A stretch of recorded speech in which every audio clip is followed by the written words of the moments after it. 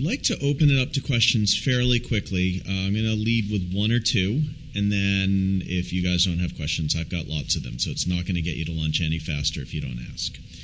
I'm going to start with a question that is somewhat unfairly directed to Alan, because let's face it, he is the one federal government person here, so he's expecting this.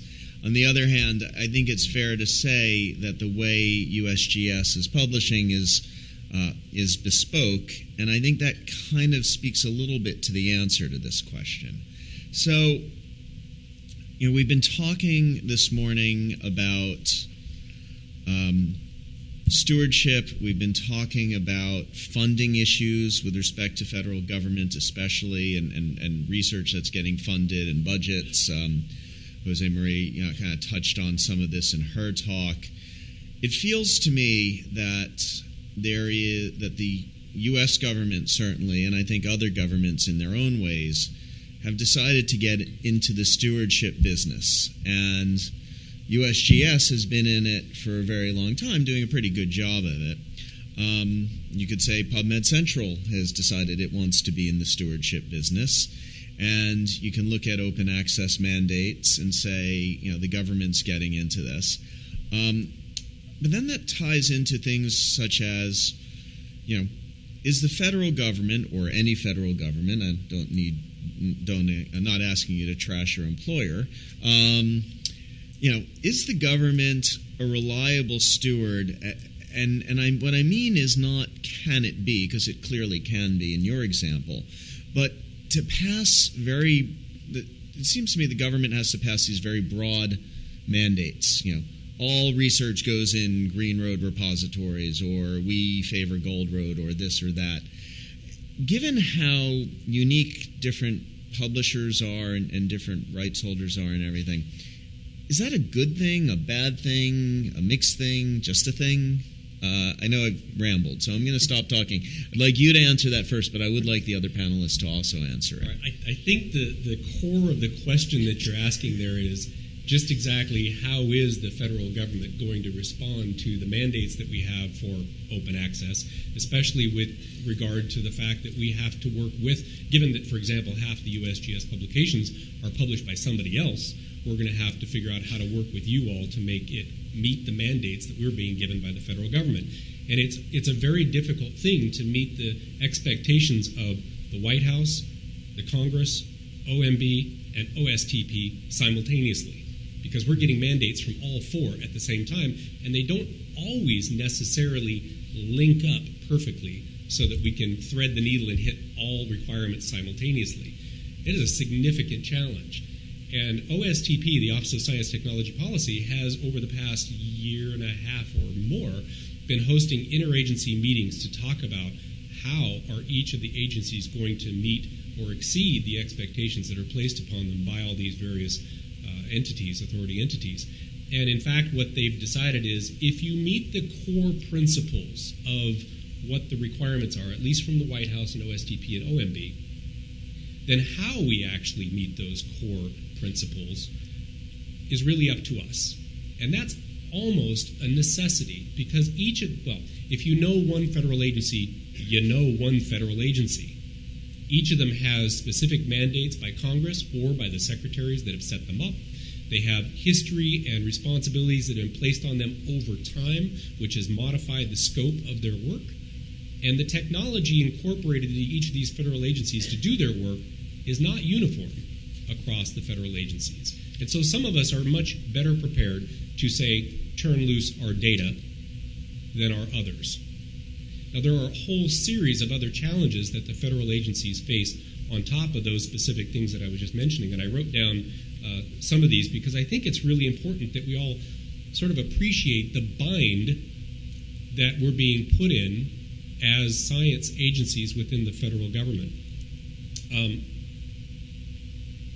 For one thing, we are stewards of a tremendous amount of proprietary information, not owned by the federal government, but taken by the federal government from industry or other interests by law, so that we can, in a sort of meta analysis, understand the resources that these parties are interested in at a level much deeper and much broader than they understand themselves, because we have to regulate it. We have to set prices on it. We have to figure out where two groups may be in competition for the same play, for example, in oil.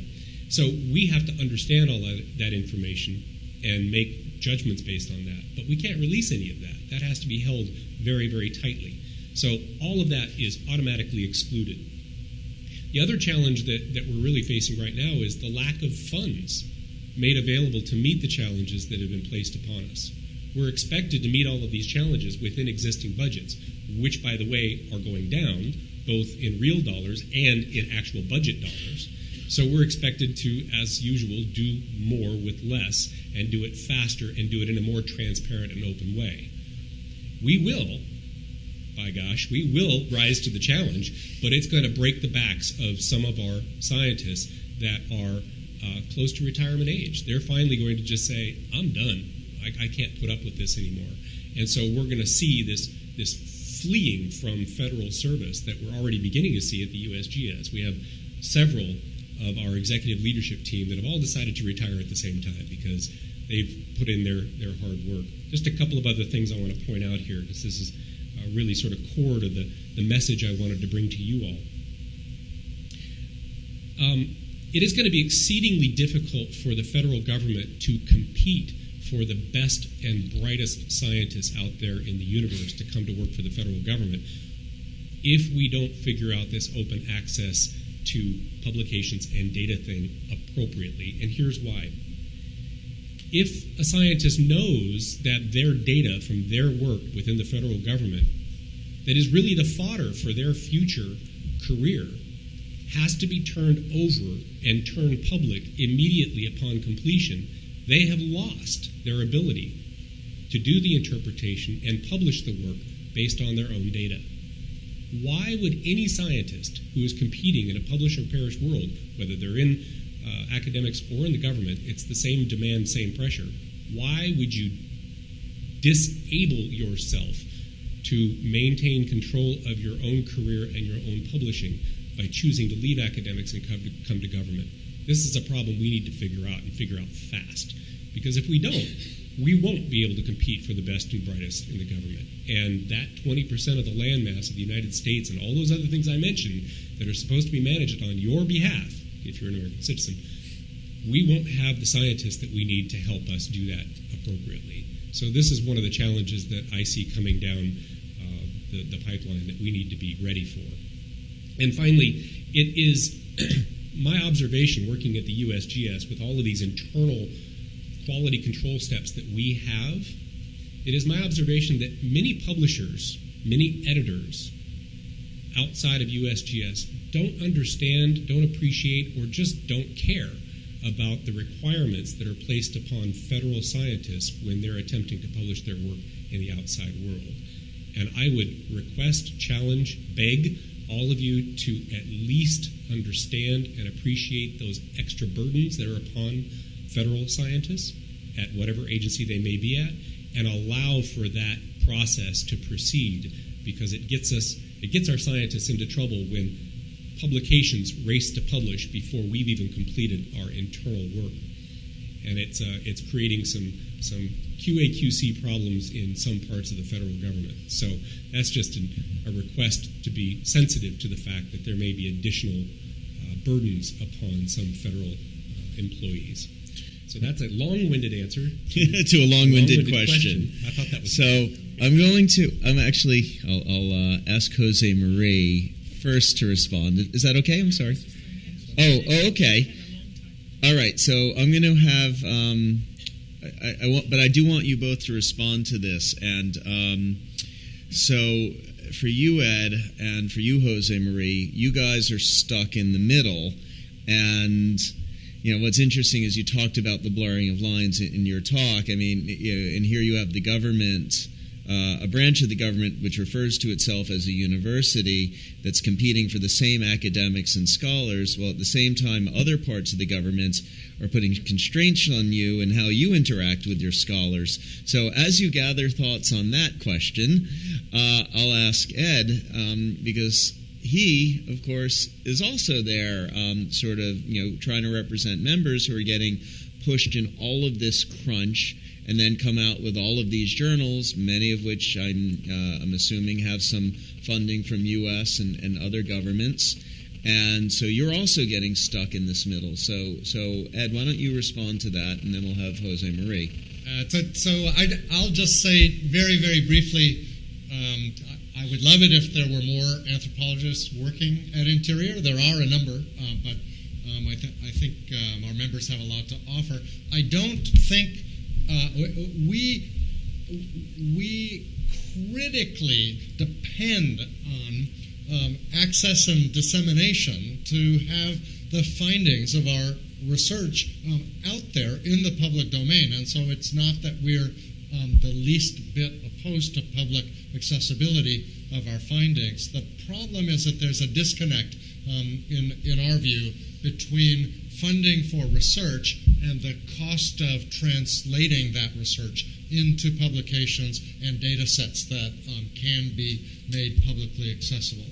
And so for my 2 cents, I don't think one size fits all, and I appreciate the administrative and legislative efforts that acknowledge the need for flexibility and actually are interested in information that helps to understand the differences, say, in the half-life of articles that are produced in the social sciences compared with health and life sciences, for example, in understanding about embargo periods and moving paywalls, and would just hope that our policy-making apparatus is smart enough and sensitive enough to use those data and leave flexibility in the rulemaking or legislation that follows. Thanks. Thank you. I don't know if you know that I once had the pleasure of being a university distinguished scholar with a joint appointment at the Oak Ridge National Lab. So I was part federal, part academic, and I tended to try and work to make the system work to my advantage with the two different bureaucracies that existed. So when I got fed up with one, I'd go be more of the other for a while. But there are problems. This issue of attracting the talent is an issue all around. I mean, we have a similar problem, although we have a backlog. We can't get new researchers into the system right now, so we've got a proliferation of postdocs who are sort of awaiting retirements of senior faculty and senior researchers. I do think this issue of unfunded mandates is a problem, and again, intended and unintended consequences. I know that when we were talking about issues of really having the National Science Board start looking at data, we came into interaction with the different disciplines. Some of you in the room may have participated in some of our workshops. Different disciplines have different ideas and different norms, but we avoided the issue of data going out prematurely by tying it to the publication. So once the results have been, once the data had been analyzed and results were published, we said that was the time when the data should be released. And that, we recognized also there's a lot of effort in making data consumable by anyone outside of the community that generated and immediately works with those data. And I think we have a lot of work to do in that arena to really address issues of accessibility over the short and the long term. I also feel, I don't believe that every potential bud should flower. So my horror story would have been that every single federal agency decided to go out and do its own thing totally independently. So I'm hoping that's not actually going to happen. I recognize that that's a risk. At the same token, I don't think every single academic institution should go out and do its own thing because we simply aren't capable of doing it. So the idea of collaboration comes in, but I'm not saying it has to be one collaboration or it has to be 3 or it has to be 5. Collaborations occur naturally when interests synergize and there are opportunities for both ends or both partners or multiple partners in an interaction to actually come to some fruitful outcome.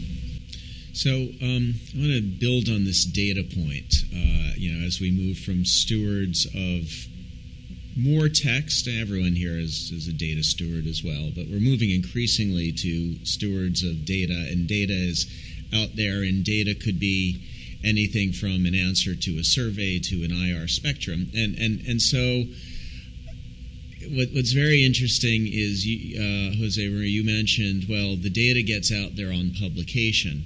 But then I would take that a step further and say, which data gets out there on publication? Is it the data that's that 1 or 2 or 3 tables and maybe even a little bit of supplementary material? There's a whole lot of data that's behind those conclusions. And I suspect that that's the data that all of your academics don't want to lose, because that is their future publications, that they then, of course, want to share because that is their work, and they, there is this inherent desire to share your work and claim credit for it and all of that. I'd like you all, because you're all facing this issue, to talk a little bit about, a little bit more about when data should be, in your minds or for your constituencies, distributed, recognizing that within your constituencies there's all these competing interests. So I'll ask you first, Jose Marie. Well, okay, something I spent a fair amount of the last several years on. I think that it's important. The whole data environment is, in a sense, much more complicated than the text environment. And so this is going to be a long time building and developing. So, the idea of a mandate that says it has to be done now without clear definitions of what's expected is a problem. There are research communities who put their data out basically after a very quick cleanup and put it out for a community to analyze. So it's not anything that's held individually. Typically the community would analyze it. But I think the notion of the discussions that we had at the National Science Board tied it to very minimal information, very minimal data to start with, just enough to interpret the results that were in a published article. Then you'd build on that towards replicability. The concern I have is that a lot of claims are made in the research literature. Now, that's broadly construed, not just the peer-reviewed publication, but the technical report literature as well, that contain unsubstantiated claims. And I know that, having done some work for some of the funding bodies to look at the body of output from the research that they conducted and to look at issues of what had been learned across a body of work. A lot of unsubstantiated claims. Now, it's not to say they weren't valid claims, it's just that you couldn't substantiate them with the information that was contained within either the published document or the technical report that was available. So I do think there's a need in that sense. But this is something that's going to have to be developed and driven by the research communities themselves. Their anthropology, if you like, their norms, their practices, their reward systems, their structures, because it's never going to be the same for all of the different scientific arenas. They're very, very different. And so we hit the researchers who conduct longitudinal research. You really need to keep the data so that as you add data to it, you're constantly adding more and new knowledge and the opportunity for publishing. So I think it's a very complex area. I think making small starts by allowing people to have a little bit more insight to published results would be helpful, and then it could build from there. But it will build at different speeds in different disciplines according to the practices of the different disciplines. Yeah. So, Ed, I've been struggling to come up with any discipline where the types of what you might define as data are going to be broader than in your sort of broad definition of anthropology, because again, anything from a photo to, scientific analysis or something of that. So how are you guys sort of thinking of data and these issues right now? Well, like you say, Roy, the term covers a number of different forms of knowledge, and less so for careerist concerns about losing hold of one's gold mine that can then support career advancement and student development. I think the biggest concerns in our field come from the protection of sensitive data, archaeologists, for example, who identify place-based data that are important for the provenience of architectural features and material objects, as well as intangible cultural properties. Were those data to be out in the public domain and not de-identified? That opens up opportunities for the American diggers and the metal detectorists and others to come and desecrate the places and to delete all of the scientific value that's associated with them.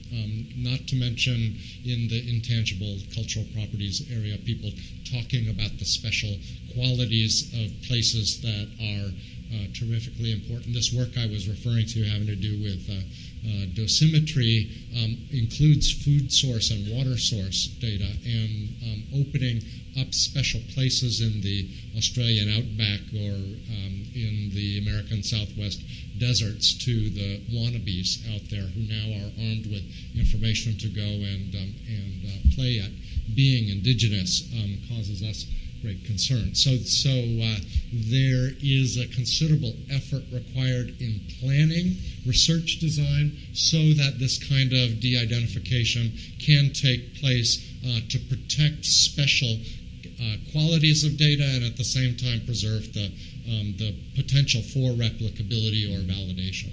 Yeah, so you come up with these things that would never have occurred to me in a million years that really argue against broad stroke rules. I can add a few more examples for you because I think there's some relevant stuff at USGS that ties on nicely to what you just said. Data that are location data about endangered species, data that are location data about water wells, reservoir intake valves. All of these things need to be at some level protected from wide availability for obvious reasons. That's just a few examples. A couple of other reasons why, just a couple other comments on data more generally. The data that are paid for by the American people are owned by the American people. Done. That's true. And they should be available to the American people with a few caveats, right? We do have this challenge of allowing the scientists to build their career. That's one we've already mentioned. Well, what happens when it's a partnership research effort with a university or with another government outside the United States? Who owns those data at that point? What proportion of the data are owned? What proportion of the data ought to go up and be available? These are questions we haven't exactly figured out yet. Then there's the potential for misinterpretation of data that can be dangerous to life and property. And we need to be cognizant that misinterpretations and use of that misinterpreted data could actually end with a loss of life or property. One of the ways that we're attempting to overcome these differences that you were concerned about at the federal agencies is through these sort of meta roll-up sites like data.gov. To the user, it will be absolutely irrelevant what system the federal agency behind the data is actually using to maintain those data. The fact that the metadata roll-up is all available through one place means that you'll be able to get access to it. So we're trying to come up with elegant and low-cost ways to solve some of these access problems, but we still haven't necessarily worked our way through all of these caveats that we've been talking about. Okay, so instead of asking more long-winded questions, I'm going to open this to the floor. Hopefully there will be questions, and I see one already. Fred Dilla's got a question. This is Alan. I'm Fred Dilla, American Institute of Physics. For Alan, it's a comment and a compliment. Thank you for explaining the sensitivities and the difficulties of being a scientist in the government. And the compliment, still up on your graph there. I want everyone to notice how you point to where external publications are. If I read that literally, they're cataloged on your site, and you link to the publisher's site where they're provided. And of course, this is the model that this community has proposed, working with you and other agencies through the Chorus project. But you already had it in place, and thank you for your prescience. Well, we are cognizant that, I'm a biologist, so the type specimen of the publication is out there in the universe, not necessarily ours. If it's an external one, of course it's not ours. So we want to point to that correct version, that final version, so that corrections and errata and other things can follow that version if necessary. And we have a pretty aggressive enforcement arm within USGS to ensure that the scientists that are producing these things are not putting up their own copies and things like that, because the record of record is where we want to be pointing. And just as a side note, all of our internal publications are going to be identified with digital object identifier value tags effective immediately for all new publications, and we're going to be working our way backwards so that these things will be more discoverable and more available through all of the normal means. Thank you. I want to ask a question that, sorry about that, that builds on something Jose Marie said. First of all, to sort of see if others agree with the conclusion, and then ask how particularly mega journals and open access might actually solve the problem that you've pointed out. So in your talk, you talked about how, and I may be misquoting you a little bit, that traditional peer review seems to exclude certain out-of-the-box creative thinking, that it gets submitted to a journal and let's presume that the science is good, but it's let's say a little weird or a little different, and it doesn't necessarily fit within that. That's something I'd never actually heard before, and so we have a couple people here who are deeply involved in forms of peer review, and I'm curious if they would agree with that. And then even if they do, when you look at sort of the open access mega journals, which do peer review light, where it's about methodological soundness, but not necessarily within scope, and might be a place where you can publish negative results and other things like that. Do you think that business, as it grows, might solve some of that problem that you're perceiving? So I'm going to start with you, but then sort of ask the others as well. Perhaps I could clarify a little bit. My comment was more addressed, not exclusively, but more addressed to peer review of research proposals, which has been raised as an issue of concern by a significant number in the academic community, that with the squeeze on funding for research, that the peer reviews tend to become more and more predictable, if you like, in their makeup and then in their decision making. And therefore you're not seeing the kinds of out-of-the-box thinking and researchers who might produce proposals to look at totally different ways of doing things or totally different phenomena are simply not submitting proposals. So what we saw in the proposal development world was NIH set up, Howard Hughes Institute set up a fund that sort of looks at out-of-the-box thinking. NIH has a separate fund, has set aside a certain percentage of its funding for that, and NSF recently followed with a recommendation for a percentage of their total funding being available for reviewed, but not peer-reviewed through the same kind of panel process. However, having observed peer review panels in the process, there are times when certain people can dominate the conversation, and panels are not all made up necessarily of independent speakers and thinkers. So that you're in the community, you want your publications to be produced, and they'll be reviewed. And so there is a tendency within groups to become too group-oriented and not to allow for new thinking or new ideas to come into the mix. And that's a concern. That's a concern for the funding of research, and I think potentially a concern for the selection of pages.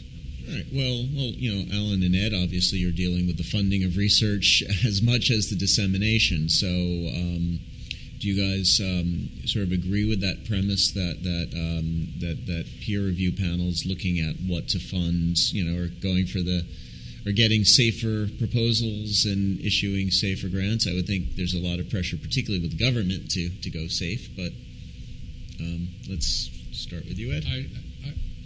I will agree with the premise that I think that there is a certain amount of innovation that is set aside through the peer review process. I do want to point out in our journal portfolio, though, we have 22 titles, some of which published quarterly, some 3 times a year, some twice a year.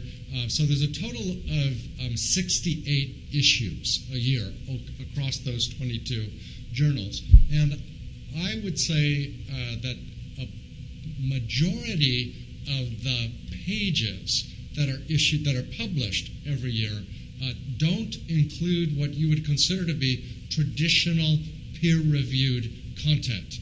The research articles are all peer-reviewed, but increasingly we have forums, vital topic fora, we have commentaries, certainly our book review sections or our video and museum exhibit sections are not subject to the customary peer review, and in fact in the online versions of these journals there is plenty of room for commentary and public conversation. And so I think that the research articles are the content of those articles is curated in a way that many of you would recognize it as central to the history that Mario was talking about before. But there's an awful lot of other experimental conversation taking place with these other forms of expression that we oughtn't overlook.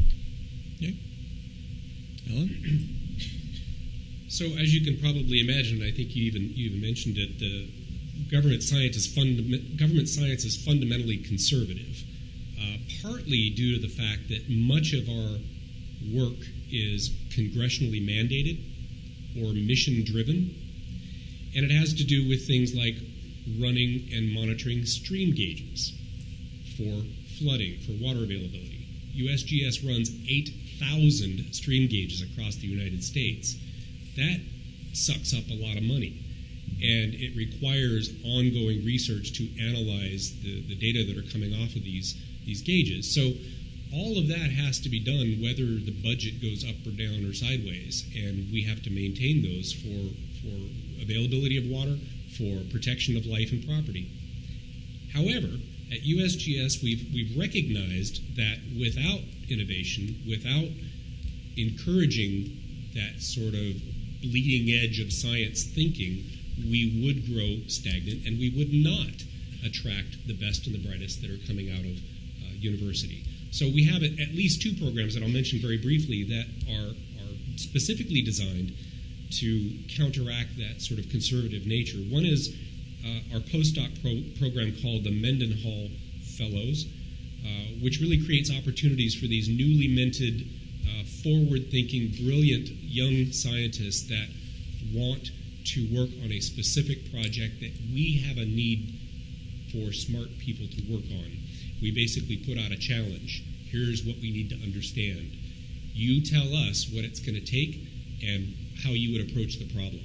And then we have a panel of experts that basically tries to match project to people when they apply. And that's been extremely invigorating for the science at USGS. The other thing that we're just about to kick off is what we're calling our Innovation Fund, or it'll probably morph into some other name before it's actually done. But this is a small amount of money that we're setting aside specifically to attract those eyebrow-raising ideas from within USGS. There is no place else you can get money to do this crazy idea that you have that may just be the next big thing, but you need $20,000 to run a pilot to see if it'll work. And so this small pot of money will be set aside, and there'll be another panel of experts that sits down and tries to understand, where does this fit in the universe of knowledge we have, or how does it extend us? And that little bit of catalytic money, we're hoping, will again help to counteract that conservative approach that we have to take. Because again, we're supporting management of a vast amount of resource and land, and so we have a pretty clear mandate from the Department of the Interior. Great. It's actually exciting. Do we have other questions? Yes. Jane Marks, Waters Clewer. If public accessibility is critical, do you agree that there is a cost to delivering that? And if so, who should pay for it? Should it be the author, the societies, the libraries, the government, the mandators, or the publishers? Or some of all of them?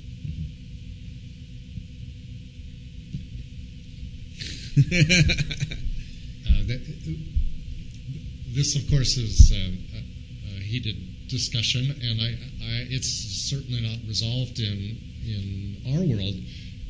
We see some dangers in having authors pay, that there will soon become different classes of citizenship, that there, especially junior scholars, are not in a position to pay, even if the grant sponsoring source for the research funding allows you to use some of those funds for publication subventions. It's often the case that the grant is over by the time the publication is ready to be, the manuscript is ready to submit. We feel that university funds that are being set aside as a resource pool for which various scholars can compete will always privilege certain classes of scholars unless there are distinct funds that are set aside for the junior or the innovative or whatever, and then there is in that sort of market model concerns that we have that the College of Arts and Sciences will look across all the fields and say, look at your impact factor. The journals just don't measure up like they do in biology or in geology. So why would a sociologist or an anthropologist ever get any of those funds if we're talking about impact that reflects well on our institution? And so we find that unless the author pays model can reduce those fees considerably, that creates and sustains inequities.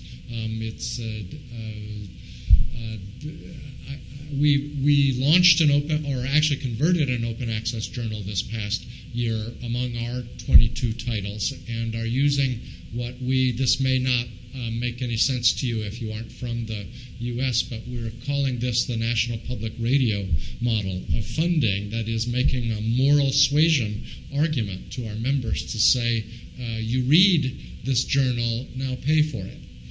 And asking for contributions, and the contributions to date have been underwhelming, I would say. So we believe that there is some hybrid that requires some sort of processing fee, some sort of contribution from subscribers or those who channel the work to readers, something maybe from the publishers, but no one magic bullet that is going to work for us. I tend to agree with you. I know in looking at this issue, I think from the funding body perspective, it's about 2% of your total research portfolio. So it doesn't seem like very much, but in times of declining budgets, that means other people not being funded. Academic institutions, many of them have set up funds to facilitate the cost. I can tell you that I don't think there is a vice president for academic affairs in the world who wants to be responsible for saying this one and not that one. As I say, we've sort of outsourced that to other groups, and we do it a little bit by having funds available, but unfortunately thus far we haven't had huge demands on those resources, but given the direction we're going in, we could see that soon. So I think it's a little bit of multiple sources of funding. Yeah, I would concur that there needs to be a multi-pronged approach to this issue. In the government, as you can imagine, with a budget that's stagnant or shrinking, if the slice of the pie that is the cost of publishing keeps getting bigger, that means the scope of everything we do has to shrink. So that's just a reality, and we have to retire some of the old expensive scientists and hire young cheap ones. Is one of the ways that we can approach this. And you can't force people to retire, so it's not really a good strategy, but it's the one that we're all hoping is going to solve the problem. But at USGS, people never leave. 70, 80, 90 years old, they're still on the payroll, being extremely productive. And so you don't want them to leave, but frankly, they're at the top of the pay scale, so it's a bit of a problem. But all joking aside, in the federal arena, we have a bit of an advantage over the universities in that we can simply mandate that the cost of publication and dissemination and data stewardship is included in the projects before they're ever begun, and that becomes part of our data management life cycle, and it is a requirement.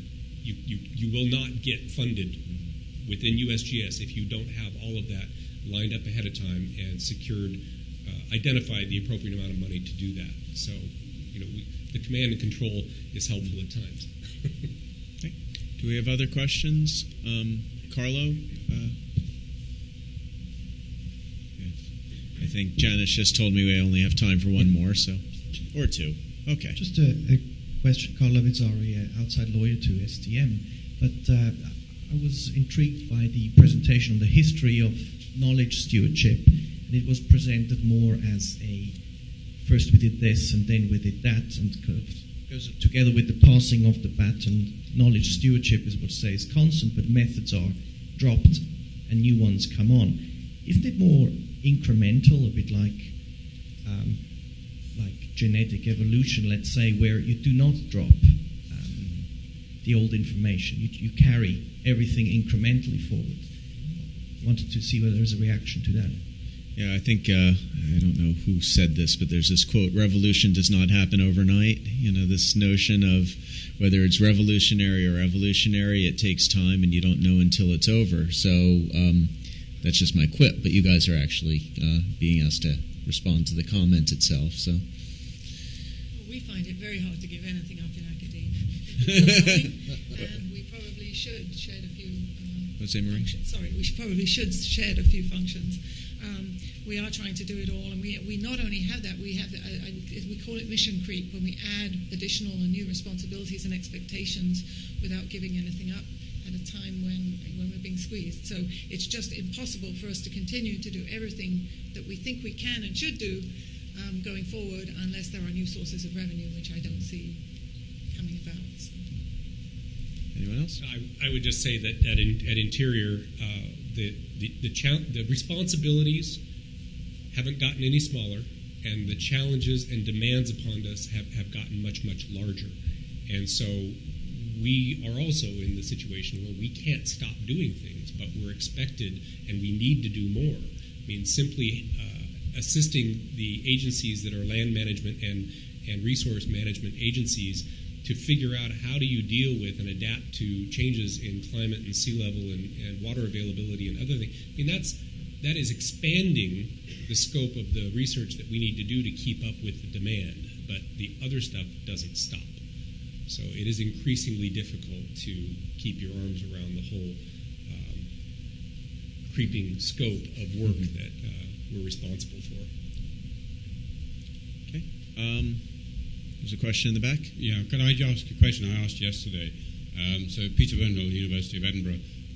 What do the stewards of the knowledge ecosystem think their role is with respect to the predatory publisher? Those who are busy to pick a pocket or two. Our position in our association has been one of public education. We're calling attention to the predatory practices that people should be on the lookout for, and let individuals make their own judgments about whether they want to work with them. Well, I can only speak for Department of Interior on this one, but we consider publishing in these journals that are not as rigorous in their QA/QC process and are willing to publish just about anything that comes over the transom, for example. We actually consider this a scientific integrity issue. And so when there is an issue of one of these journals either trying to capture or one of our authors trying to go to one of these journals, it comes under our scientific integrity policy, and we are right now trying to decide how proactive can we get to award people off of these journals, and where is the canonical list of predatory journals that we can point to to say these are off limits for the following reasons. So we're right now struggling with this question of what are the criteria that we're going to use that are going to identify journals as predatory, and how are we going to enforce that?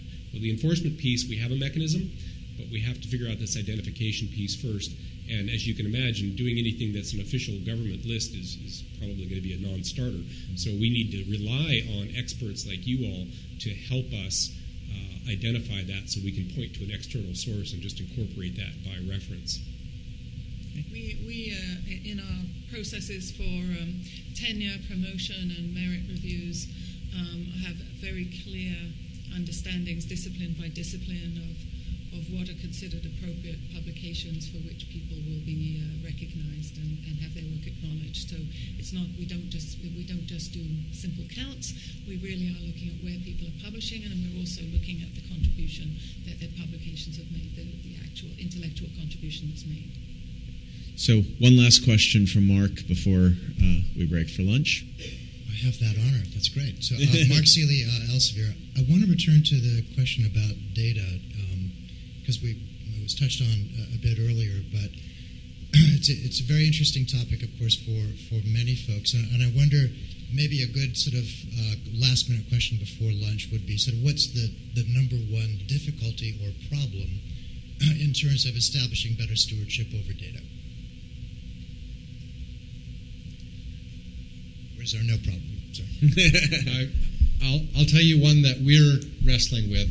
There are a whole bunch of special data collections already in existence, and what we're aiming to do is create, in a sense, a data registry, an index of these special collections. And each of them may be managed in a way that attends to some of the sensitivity issues that I raised earlier. But for us, it's actually a question of trying to delegate the responsibility for managing the data, but centralizing our knowledge about where the data are located. I suppose for us it would probably be budgetary issues, making data available, particularly terabytes per day coming from Landsat, is an extremely complicated and costly process. And we're doing it, we're going to do it, but something else is going to give as a result. So it is a budgetary trade-off that we're wrangling. And then all of the other cascading problems that we've mentioned before. I think it's also, looking at which version of the data are going to be made public.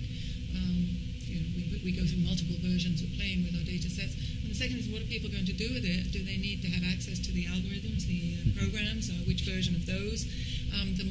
The older the data get, the harder it's going to be for people to do a great deal, really manipulate, to do things with. So there are interesting questions all the way along the spectrum.